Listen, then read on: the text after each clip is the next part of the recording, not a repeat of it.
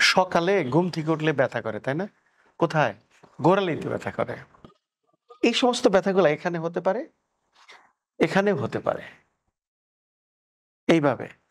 তাহলে কেন হয় দর্শক? দেখেন, এখানে একটা মাসেলের ছবি দেখেন।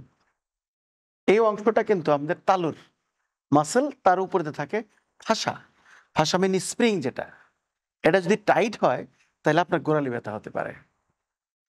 সহজ কিন্তু সমাধান ওই মাংসপেশি বা ফাসাটাকে রিল্যাক্স করা, ফ্লেক্সিবল করা, অথবা যে টাইট অংশটা সেটাকে নরম করা।